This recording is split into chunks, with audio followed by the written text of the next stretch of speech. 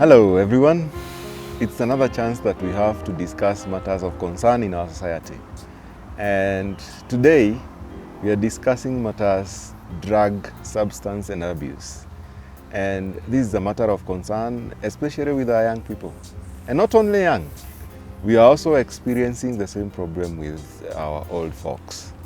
With us is Jane Ruben, who has been with us, and you have seen her and felt her move, and she's been discussing matters related to family and community development. Welcome to the show. Thank you. Thank you very much. And hi everyone. Thank you for choosing this media. And yes, we are here to discuss matters affecting us and the community around us. Thank you very much. Now, in as far as drug, substance and abuse is concerned, first of all, let's understand what is a drug, because someone who goes to the hospital and is prescribed on a certain drug, they say they have been given a drug. But now here we are talking of substance abuse. Thank you. So we will start by probably understanding what drug is. And drug is any substance when ingested or taken will alter the way someone behaves, the way, you know, generally your general feeling, like how you behave. It will alter the mood, and this is more in the brain. Yes, it alters your behavior. I get that, but then again, you find that the abuse may be from a correctly prescribed drug taken in a wrong way or in wrong dosage or by the wrong person. Like for instance, an adult prescribed drug taken by a child may be a drug. It has been abused. So can you distinguish the item of drug abuse and correct prescription? Thank you. When it gets to an abuse, it is whereby you're using it for the wrong reason.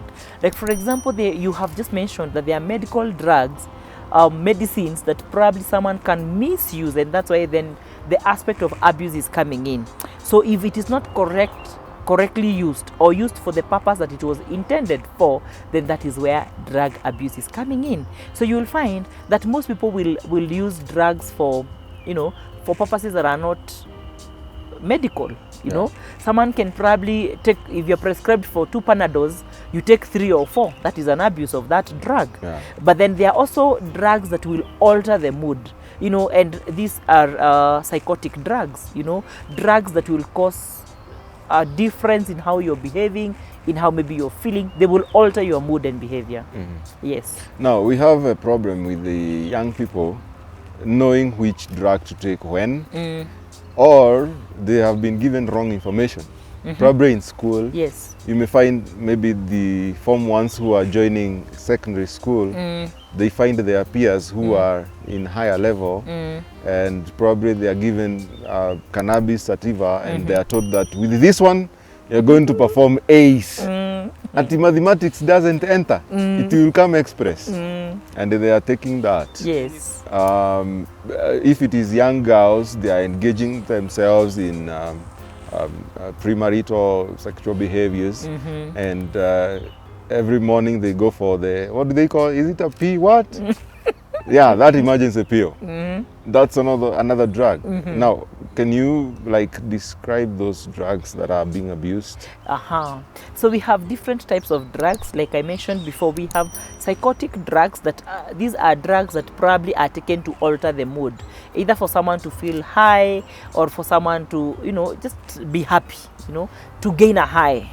As they call it. Then there are those drugs, like you're saying, that are supposed to be medical, like they are for medical use, but they are also misused. Like you mentioned about the emergency contraceptives. Doctors say that you're not supposed to take it, to take more than 2 times in 1 year. So you'll find these young girls are taking it like every other time. Every so often. Every so often, yes. And you find that that becomes a problem.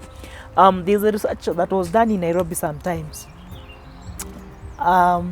And you wouldn't find it during the weekend. After weekend, no P2. Psychotic drugs.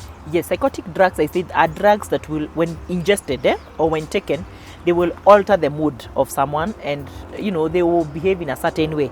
And I said they are taken to probably produce a high or may achieve a high. Yeah. And that is the kind of a feeling that maybe these young men will want to have when they are taking these drugs and when they are abusing them. Yeah. One of the things that I would want to mention here is that there are different types of drugs. We have depressants, those that will depress the mood, and those are the examples of like beer. Yeah. We have others that hallucinogens. There are different types. And I want us to focus maybe more on the drugs that this young generation is using. Bangi has become a common thing. They are branding them different names. They are calling it either shisha, tire, stone, all those kind of names that they are having them. Yeah. But blunts, they are also calling them blunts, and anything that is going to probably come into contact with their body and will probably alter how they are thinking and how they are behaving. But one thing that they should know is that when they are ingested, they produce a nice feeling just for that moment. That feel good. They act on the brain, and they cause the brain to probably start imagining that it is now feeling good. The same kind of a feeling that you get when you take some water and you're very thirsty or you're very hungry and you have eaten. That kind of a feel good feeling is the same thing that bangi or marijuana is going to achieve. But that's a lie. It's just for that moment. It's just for that moment. And then afterwards, then it has its own effects. Of course, they think they want to go high, but they're actually frying their brains. Now, you spoke of depressants. What are other types of drugs? I talked about hallucinogens. Hallucinogens? Then we have stimulants. Uh-huh. Yes, those ones that stimulate the system. Yeah, like steroids? Yes. Those yes. are terminologies those are terminologies that maybe even when they are taking them, they do not know. But maybe from a professional, we would be able to understand those things. Now, what happens is that once these drugs have been ingested, they actually have a way of acting into the body. They will be processed maybe in the liver, and when we do tests, we will find it sometimes in the urine or even in the blood system. Yeah. So it is important, and of course there is hope that even when someone has ingested, you can actually go maybe through some detoxification or maybe some sort of rehabilitation, and you can become normal. Is alcohol a drug? Yes.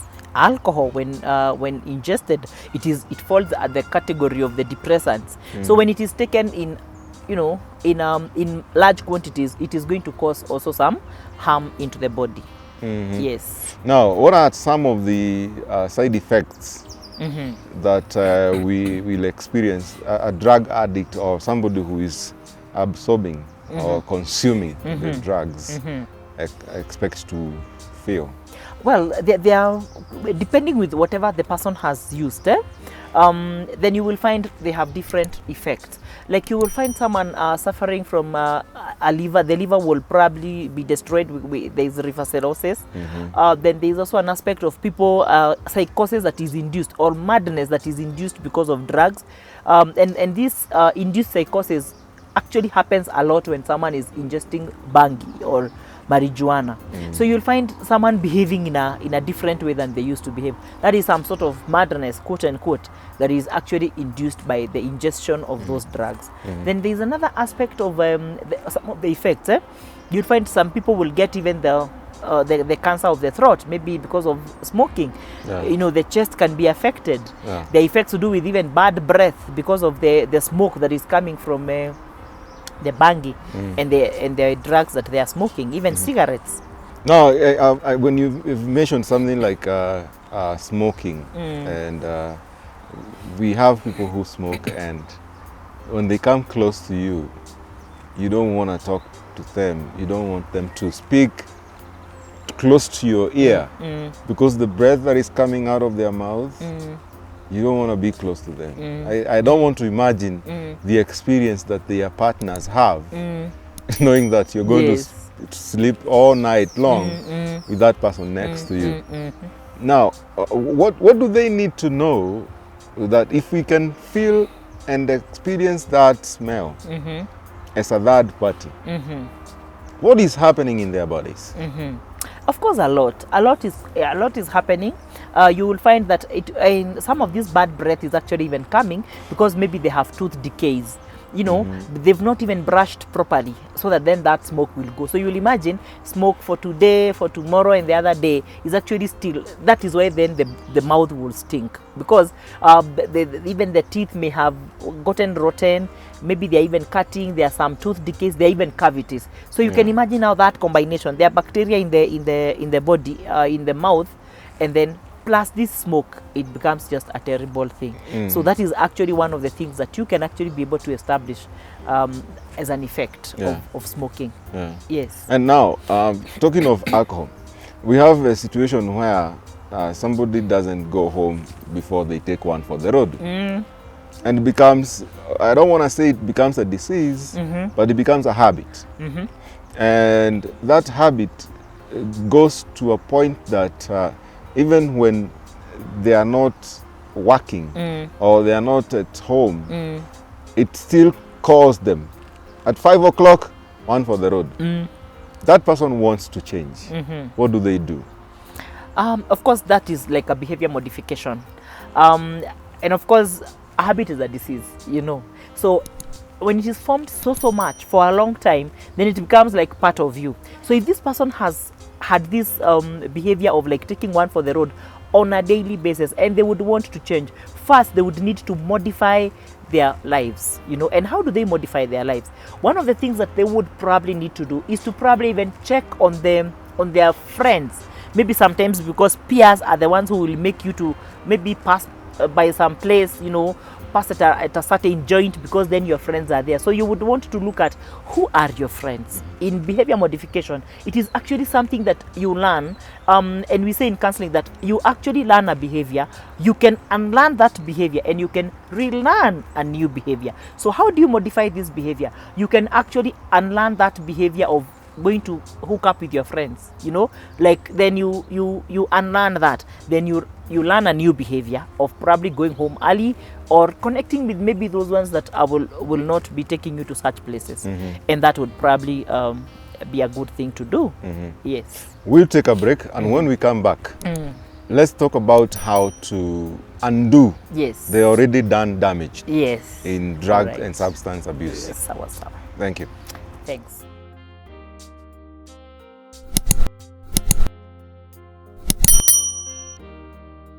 Thank you so much for joining us. Today we want to talk about drugs and substance abuse, and now we are on stage where we want to rehabilitate a person who has been adversely affected, and they want to stop. They want to become a better person. Take it away. Thank you. Before we went on break, I talked about a behavior that maybe you can unlearn.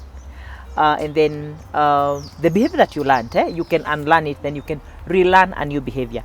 However, I know that may not be very easy to do, and especially when it comes to addiction.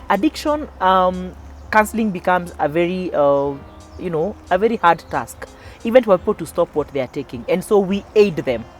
Like, we will need someone to go to a rehab for detoxification and also behavior modification. In the rehab, we have different components that we take the addicts through, or the person not able to stop on their own. So then that's why we need to aid them in the rehab. So if anyone is struggling with addiction of whatever kind, may it be bangi, smoking cigarettes, or even taking beer, or anything, any sort of addiction, they may need to get in touch with us, so that then we probably have to take them through counseling and then be able to go to a rehab. Yes. Now, being a rehabilitation personnel, or somebody who has dealt with such cases, it is good that you give our audience your contacts in case they need to reach to you directly. Yes. Because sometimes these cases happen and they are not able to reach people. True. But when they have your contact, they can call on you, they can text you, and you can be able to help them. Please. Thank you. If anyone is struggling out there with any issue of addiction, it is important for them to probably get in touch. We have a rehabilitation center that we can probably be able to take you through. I talked about detoxification if you're struggling. So my number is 0721 697 107. I'll say it again, 0721 697 107. Reach out for help. Don't die with depression because people have stigmatized you in your village. Because maybe your son is not able to go back to school, because maybe your daughter is not able to go back to school because they have used this and the other. Even for students who are struggling with issues of drugs and they have been sent home because they want to go and test, you can always call me on that number, and we also do drugs test. And I'm an addiction counselor, and I'm also a therapist. So anything concerning issues to do with therapy and counseling, we shall be able to do that. Yes. Thank you. There you have it. Even those people who may have other people who are going through situations, you don't necessarily have to be the one going through the situation. You may have a partner, you may have a child, you may have a brother, a sister. Feel free to reach out. We will be glad to be of help to make the world a better place. Thank you so much for joining us today. Please share this video and subscribe, and adios. God bless you. Thank you.